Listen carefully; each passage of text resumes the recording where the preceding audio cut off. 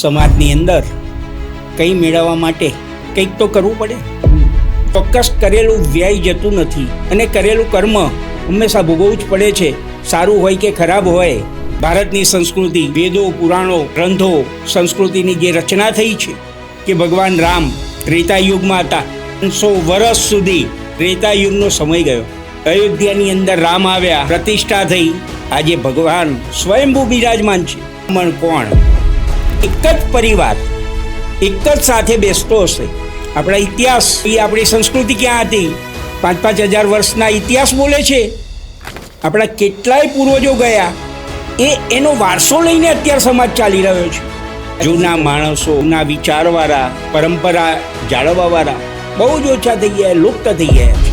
ભારતની સંસ્કૃતિ દેવભૂમિ કહેવામાં આવે છે. આપણે જોઈએ કે આપણા વડીલો 1 જણ કમાતા હતા અને 7 જણા જમતા હતા.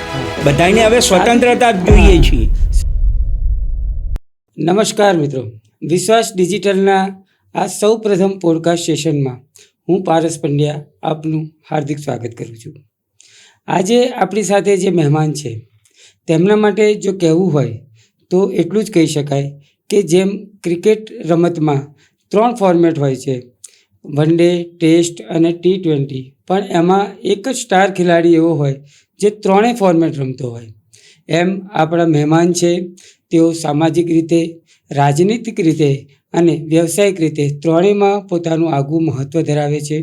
તો આપણે મળીશું, વાત કરીશું આજે શ્રી રાજુભાઈ ઠાકર સાથે. રાજુભાઈ, આપનું હાર્દિક સ્વાગત છે. નમસ્તે. તો સૌ પ્રથમ પોડકાસ્ટ સેશન છે, આપણે વાત કરીશું તમારા સંપૂર્ણ જીવનની, તમારા જીવનમાંથી દ્રષ્ટાંતરૂપી દાખલા બેસાડીશું. સૌ પ્રથમ તો સંઘર્ષપૂર્ણ જીવન તો રહ્યું જ હશે. બસ આપણે જોઈએ સમાજની અંદર કંઈ મેળવવા માટે કંઈક તો કરવું પડે ને. જ્યારે આપણની જરૂરિયાત પૂર્ણ કરવા માટે કોઈ ને કોઈ સંઘર્ષ કરવું પડે છે. સમય લાગે છે. ઈશ્વર પાસે દેર છે, ક્યારે અંધેર છે નહીં. એટલે લગભગ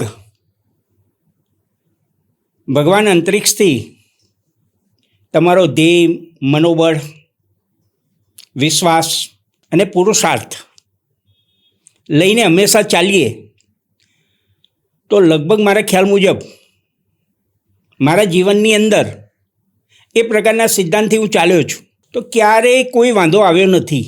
ભગવાન પ્રભુ રામ હંમેશા સંરક્ષણ કરે છે. નિખાલસથી કોઈની સેવા કરીએ, કોઈનું સારું કામ કરીએ, સારો વિચાર આપીએ.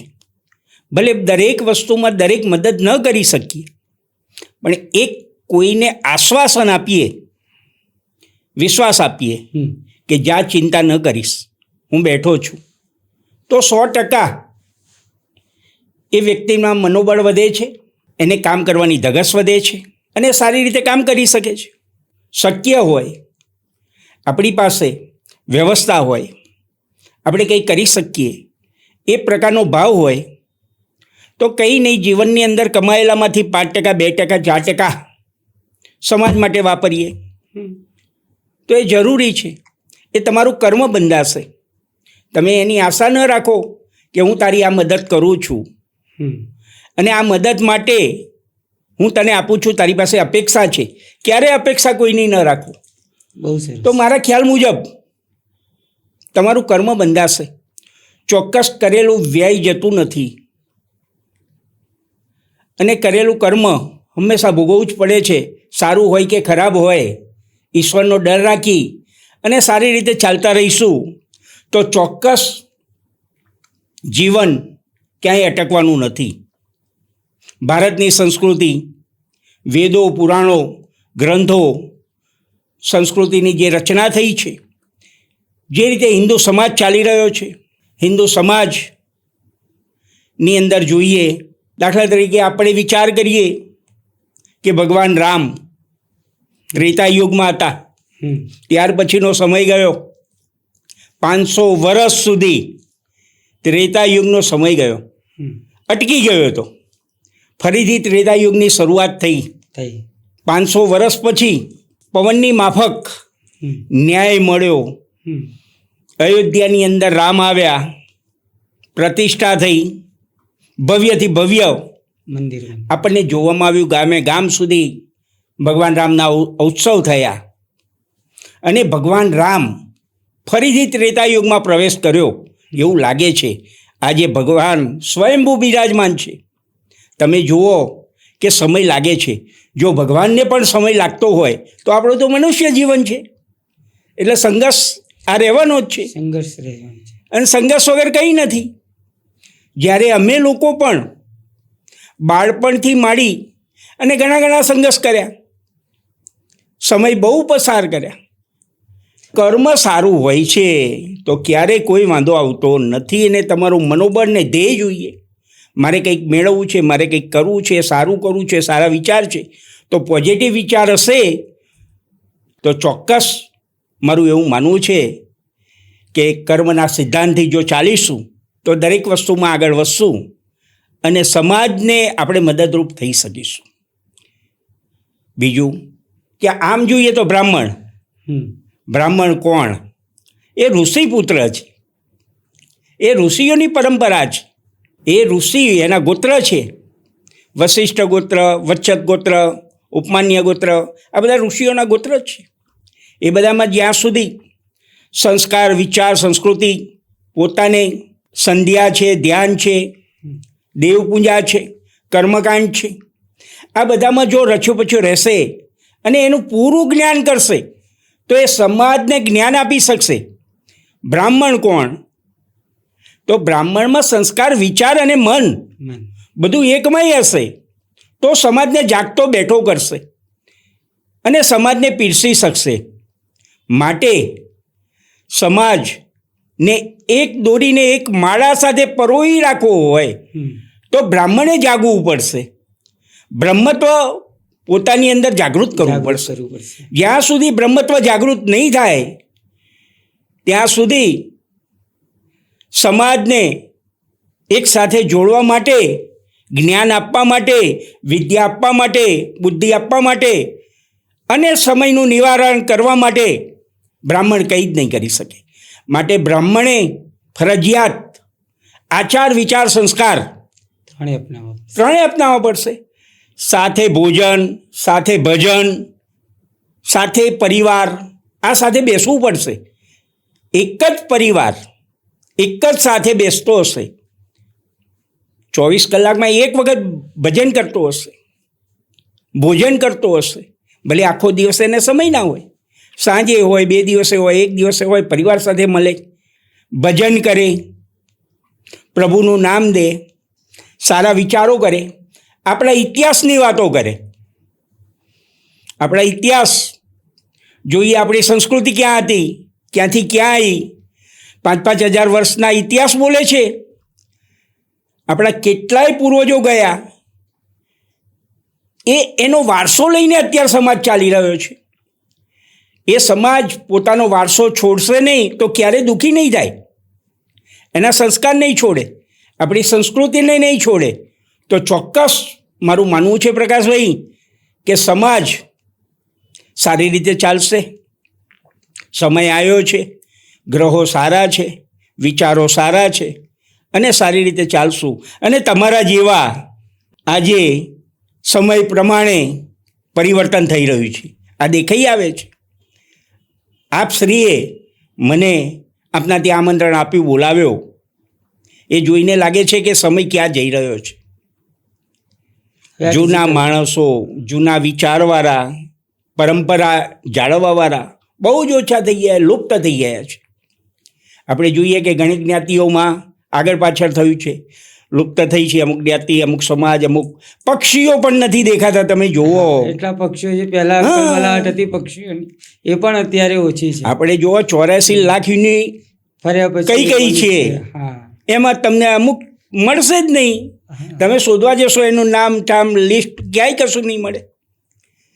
તો એના માટે શું છે, એ સંસ્કૃતિને જાળવવી પડશે.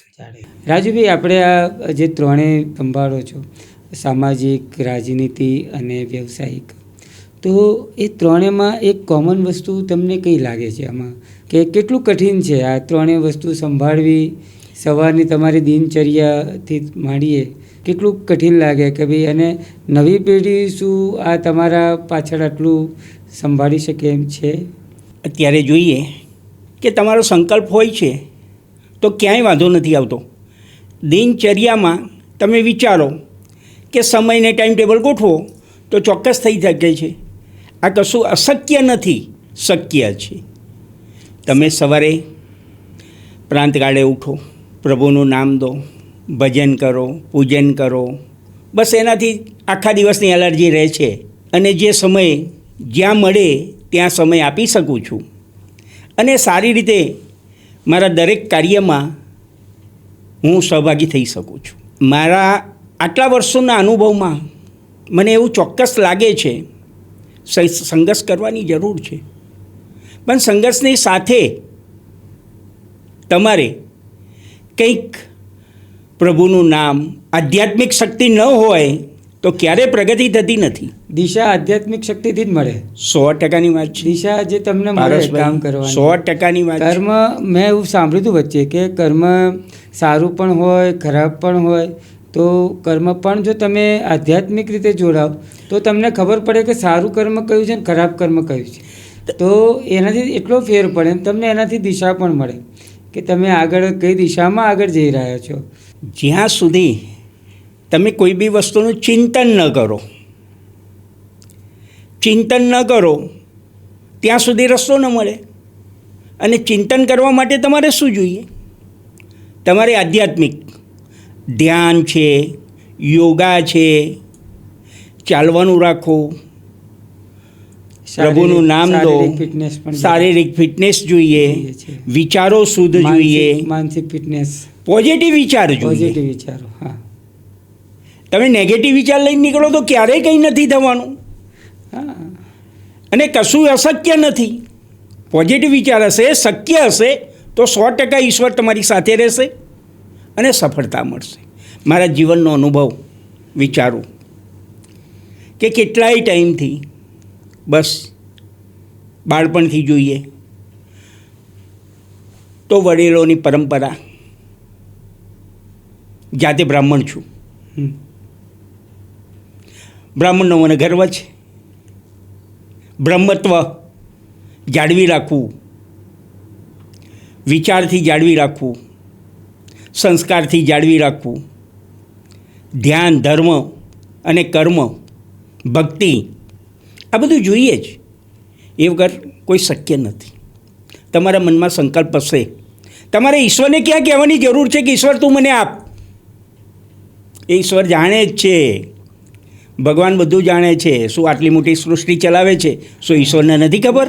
આ વાત સાચી છે કે પારસભાઈ શું જોઈએ? આપણે જોવાની જરૂર જ નથી, બધું એ સંભાળતો હોય છે. બસ તમે એના મય રહો અને કાર્ય કરો. પ્રભુમય રહો તમે. પ્રભુમય હશો તો ચોક્કસ એક લિંગ થશો. બાકી તો આપણા બે હાથ છે, બાકીના 1000 હાથ તો એની પાસે છે. એ 1000 હાથ ત્યાંથી જોડાવાના છે આપણી સાથે. ના ના, બહુ બહુ બહુ સરસ. ત્યાં સુધી આપણું શક્ય નથી. એટલે તમારું પોઝિટિવ તત્વ છે ને એ ત્યારે જ નીકળે. એના મય બનવું પડે, એને સમર્પણ થવું પડે, એને સોંપી દેવું પડે. જ્યાં સુધી ન સોંપો, શંકા કરો, શું એને અહીંયા ઉપર શંકા કરવા લાયક આપણે વિચારી શકાય? જે સૃષ્ટિ ચલાવે છે એની ઉપર શંકા ક્યાં આવે? ના આવે, ના હે? વાત સાચી. તો આમ કરીશ? અરે એને કરવાનું જ છે, કરીશ કેમ? એને જ જોવાનું છે. કરશે, એનો સમય આવે એટલે. તમારી પાસે 2 આંખો છે, પેલી બહુ આંખો છે. બસ પારસભાઈ, આ બધી વસ્તુ સમય સિવાય કશું મળતું નથી. ધાર્યું ધણીનું થાય કે છે ને, ધાર્યું ઈશ્વરનું જ થવાનું છે. વિશ્વની અંદર જોઈએ કેટલી બધી કન્ટ્રી છે, છતાં ભારતની સંસ્કૃતિ દેવભૂમિ કહેવામાં આવે છે. દેવોની ભૂમિ કહે છે, ઋષિઓની ભૂમિ કહે છે. સૃષ્ટિની રચના થઈ ત્યારથી આપણા ઋષિપુત્રોએ મહાભારત, રામાયણ, ગ્રંથો, ગીતા, આ બધું શું બનાવ્યું છે? ન સમજી શકાય એવું છે. આને સમજવા માટે આપણા પૂર્વજોથી માંડી અત્યાર સુધી એનું ચિંતન કરતાં આવ્યા છે અને સંસ્કૃતિ ચાલી રાખી છે.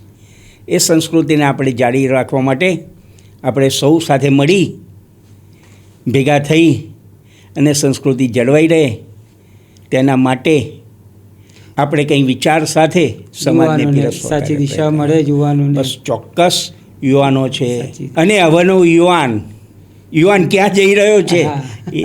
એ પારસભાઈ તમે જાણો છો. હા, દેખાદેખી થઈ ગયું છે. સમાજ યુવાનોને જોડવાનું કામ કરે છે. સમાજ સારા વિચારોને લઈ જવા માટે યુવાનોને પ્રેરણા કરે છે, પણ સાથે જાત જાતનું ન સમજી શકાય તેવું યુવાનોમાં ક્યાંક પીરસાતું હશે. વ્યસન, હમ. ખોટા વ્યસનોમાં હશે. આ બધી વસ્તુથી મુક્ત રહેશે તો ચોક્કસ એને વાંધો નહીં આવે. ભલે ઓછું કમાતો હશે. આપણે જોઈએ કે આપણા વડીલો 1 જણ કમાતા હતા અને 7 જણા જમતા હતા. હા, ક્યારે વાંધો આવતો નહોતો. નહોતો. 4 ભાઈ હોય, એક ભાઈ વેપાર કરે, એક ભાઈ ખેતી કરે, એક ભાઈ મજૂરી કરે, છતાં ચારેયનો પરિવાર એકી સાથે એક રસોડે જમતો હતો, ખાતો હતો, પીતો હતો ને રહેતો હતો. ક્યારેય કોઈને વાંધો આવતો નહોતો. બધાને હવે સ્વતંત્રતા જ જોઈએ હા, છીએ. સ્વચ્છંદતા થઈ ગઈ છે હવે. સ્વતંત્રતા જોઈએ છીએ. કોઈનું કોઈ ગમતું નથી, કોઈ સાથે રહેતું નથી, કોઈ સાથે ફરતું નથી, કોઈ સાથે વિચારોનું વિમર્શ કરતું નથી, ચિંતન કરતું નથી. પહેલાં નાનો મોટો પ્રશ્ન હોય તો પરિવારની મિટિંગ થતી હતી. હમ. ભાઈ આજે કંઈ પ્રશ્ન છે તો એક કામ કર, તને કાલે જવાબ આપીશ. આજે સાંજે અમારો પરિવાર બેસશે, હમ. એમાં અમે નિર્ણય લઈશું હમ. અને આવતીકાલે તમને કહીશું. હા. હવે એ પરિવાર રાખવા માટેનો આપણે પ્રયત્ન કરવાનો છે. એક વીક પહેલા ખબર પડે કે આ જગ્યાએ ઇન્વિટેશન છે, ભાઈ આ પ્રોગ્રામ ચોક્કસ ભાઈ આ પ્રોગ્રામ રાખ્યો છે. બધા સાથે જતા હતા, બધા મદદ કરતા હતા. આપણી સંસ્કૃતિમાં જોઈએ પરંપરા, લગ્નની પરંપરા ગણો, ફલાણું ગણો, ચાલના પ્રથા હતી. હમ. એ શું કારણ હતું? ક્યારેય કોઈ પરિવારને દેવું નહોતું કરવું પડતું.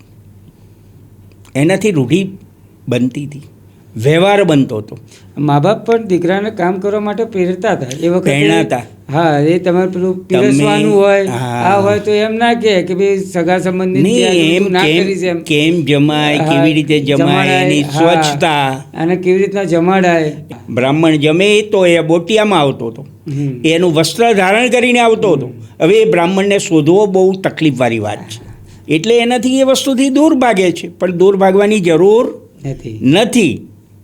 એને કહીએ કે ઈશ્વર ચિંતા કરે છે. જ્યારે પીરસતા યુવાનો ઊભા હોય ને ત્યારે એમાં જે સૌથી વધુ મોંઘી આઈટમ જે હોય, મઠો હોય કે બાસુદી હોય કે એ ટાઈમે જે પણ હોય, એ જેના હાથમાં, જે યુવાનના હાથમાં હોય ને એ યુવાનનું માગું મોટા ઘર તરફથી આવે કે ભાઈ આ બહુ સમજીને સારી રીતે આપે છે. યુવાનો કેટલું પીરસે છે. વડીલો આટલું યુવાનોનું ધ્યાન રાખતા હતા. એનામાં વિવેક હતો. એનામાં વિવેક હતો. એ એનામાં ધ્યાન આપતા હતા. અગમ ચેતના અને વિવેક, હા, વિવેક બુદ્ધિ હતી. હા, ખબર પડે. હા, અત્યારે દીકરી આપી કે દીકરી લાવી હા, તો આપણો બરોબરી છે કે કેમ, ગાડીવાળો છે કે નહીં, બંગલાવાળો છે કે નહીં, ત્યાં જ આવું છું. હા, ના પડે કે વરમાંથી ઘર થાય, ઘરમાંથી વર ન થાય. ન થાય. દીકરી આપો તો પણ વિચાર કરવો પડે છે. અત્યાર તો પણ મોટાભાગની કંકોત્રીઓ આપણે જોઈએ ને તો એકાદ પાત્ર નવું જ આપણને સરનેમ જોવા મળે આમાં. એ પણ અત્યારે એક થઈ ગયું છે, બરોબર છે. જે મા બાપ જે છોકરાઓને એટલું કહી પણ નથી શકતા, એ આ વિચારોની અભિવ્યક્તિ આ લોકોની, યુવાનોની છે કે એમની સ્વતંત્રતા આ કઈ દિશામાં જઈ રહી છે. એ પણ બહુ સમાજને એના માટે બહુ ઊંડાણપૂર્વક વિચારવાની જરૂર છે. તે સંસ્કૃતિને જાળવી રાખવી. જ્ઞાતિઓ પાડી છે, વાળા પાડ્યા છે, સમાજ પાડ્યો છે, હિન્દુ સમાજ છે. એના માટે હમણાં સરકાર બી ચિંતિત હતી કે ભાઈ કોઈ લગ્ન દીકરો કે દીકરી એકલા જઈને ન કરે તો એના મા બાપની સહીની જરૂર પડે. એ વધારે સારો વિચાર છે, પોઝિટિવ છે. બ્રહ્મ સમાજે પણ કીધું કે આવી રીતના લગ્ન નહીં કરાવીએ અમે. બ્રહ્મ સમાજે ક્યાંય સહી નહીં કરીએ. અને 100%ની વસ્તુ સમૂહ લગ્નો, સમૂહ જનોયો કેમ રાખે છે? સમૂહ દરેક હિન્દુ સમાજના સમૂહ લગ્નો હોય છે. કેમ કે સમાજનો વ્યક્તિ સમાજમાં રહે, સંસ્કૃતિ એની જળવાઈ રહે, વિચાર સાથે પેલું કહે છે ને 12 ગૌએ બોલી બદલાય. હા, તો પછી બીજું બદલાય તો ઘણું તકલીફવાળી વસ્તુ આવવાની જ છે.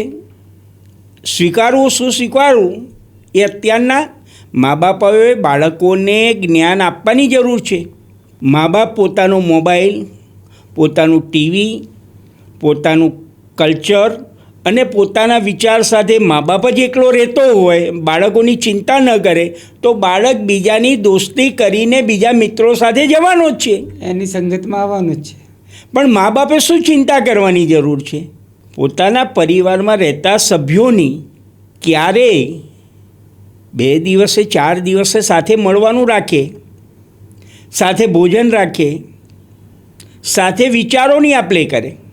બધા વિચારો બધા સાથે મેચ થાય છે એવું ક્યારેય પારસભાઈ હોતું નથી, પણ એકબીજાને સહન કરવા પડે છે. ખૂબ સરસ, ખૂબ સરસ. અને આનાથી ઘણો આનંદ રહે અને બધા એકબીજાને સહયોગી બનશે. આપણને વિચારે કે આપણો બાળક છે, આપણને ઉત્સાહ વધશે. ચોક્કસ સારું કામ કરીને આવ્યો તો એને શાબાશી આપો. તમે કહો દીકરા સરસ કર્યું, અરે કહેવાની ક્યાં જરૂર છે? સમાજ તમને કહે કે તમારા દીકરાએ સારું કર્યું, બસ એ જ ઘણું છે. એ સંસ્કાર હશે તો બાળકો સારું કરશે, વિચાર હશે તો સારું કરશે. કોઈને મદદરૂપ થઈએ અને જીવનમાં ક્યારેક વધુ નહીં તો 2-4 સિદ્ધાંતો રાખીએ કે આનાથી વિશેષ કંઈ નથી જોઈતું. જે આપ્યું છે બહુ જ આપ્યું છે, ખૂબ સરસ, બહુ જ આપ્યું છે. હવે પ્રભુને કહીએ કંઈ જ નથી જોઈતું, બસ આ સંસ્કૃતિ ચાલે રાખીએ અને જ્યાં જોઈએ ત્યાં સારા વિચારો સાથે બધા ધર્મ સાથે જોડાયેલા રહે અને રાષ્ટ્રની ભાવના સાથે રહે, રાષ્ટ્રના હિત માટેનું કાર્ય કરે. ચોક્કસ તમે આજે મને આપની સ્ટુડિયોમાં આમંત્રણ આપ્યું, બોલાવ્યો, મને સાંભળ્યો. મને ખૂબ ખૂબ આપ પ્રગતિ કરો અને સમાજને જાગતો કરો, સમાજને સારા વિચારો આપો, પોઝિટિવ વિચાર સાથે સમાજને જોડો, સમાજને એકરૂપ થાય અને સમાજ ભારતની સંસ્કૃતિને જાળવી રાખે એ માટે જાગતો રહે. એ માટે આપની સાથે પ્રેરણા સાથે સમાજ જાગે એવું બસ આપ કામ કરી રહ્યા છો, એમાં હું સહભાગી થયો, મને બહુ આનંદ થયો. બસ પારસભાઈ, બહુ સરસ, બહુ આનંદ અને આપની પ્રગતિ થાય. ઈશ્વર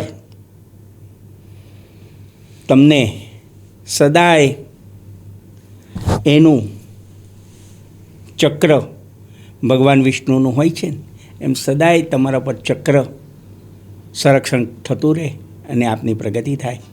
એ સાથે બસ મારી વાણીને પરાશ. ખૂબ ખૂબ આભાર રાજુભાઈ. આપના વિચારો, આપના અનુભવ અમારા માટે ખૂબ પ્રેરણાદાયી રહ્યા અને વિશ્વાસ ડિજિટલના આ પોડકાસ્ટ સેશનને આપણે અહીં સમાપ્ત કરીએ છીએ. હવે મળીશું નવા પોડકાસ્ટ સેશન સાથે, બીજા આમંત્રિત મહેમાન સાથે. ત્યાં સુધી રજા આપશો. ખૂબ ખૂબ આભાર. ધન્યવાદ.